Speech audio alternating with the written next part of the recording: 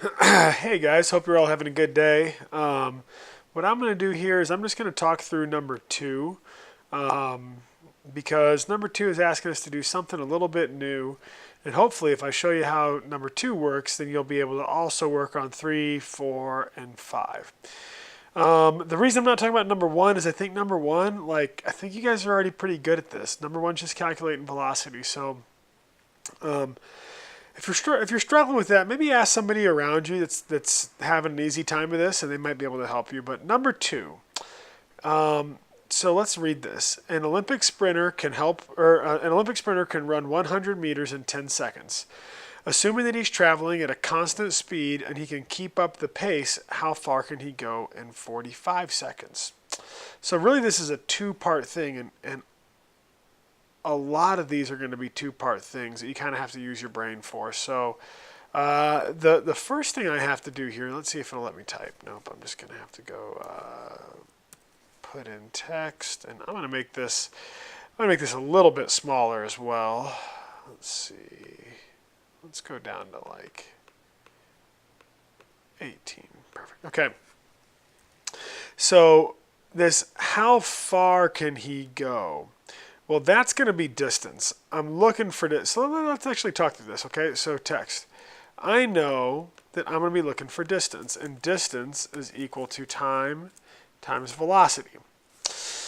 Well, let's look at what I have. I know that I've got the time, right? 45 seconds, but I don't yet have velocity. I'm missing that v, that part there. So if I'm missing velocity, that means I need to calculate it still. So what I'm going to do is I'm going to go ahead and I'm going to put in some more text.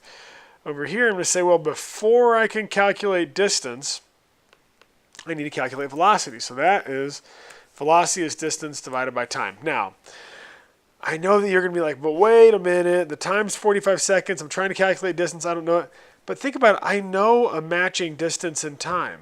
I know these two things about the runner, and these things can help me calculate this one down here. So I've got a matching distance and time. I know that I've got v equals 100 meters divided by 10 seconds. All right, so if I know those things, let's move this down a little bit so we can see. Oh, that got weird, didn't it? There we go.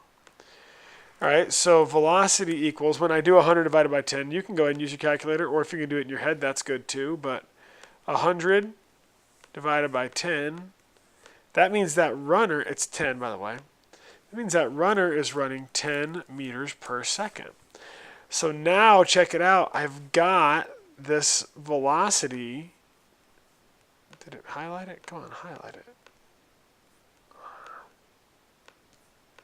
No, so I didn't. I've got this velocity that I can use over here. So let's look at this. So now my distance is going to be equal to time, which is 45 seconds, times, sorry, there's a way to make a dot, but I forget how it is, times, oops, velocity, which is 10 meters per second. So watch, times 10 meters per second. And then what I can do is just do 45 times 10, and I'm going to get 450 seconds.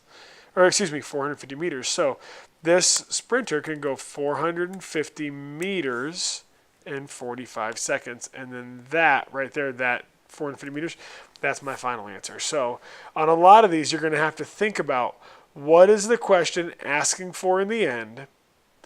What equation am I going to use? And if I don't have all the information yet, then how can I find it? I would strongly encourage you to work with other people during this. There's going to be some people that totally get this, and that's awesome. But if you don't get it yet, that's cool. Talk to the people around you, and I want you to work on this together.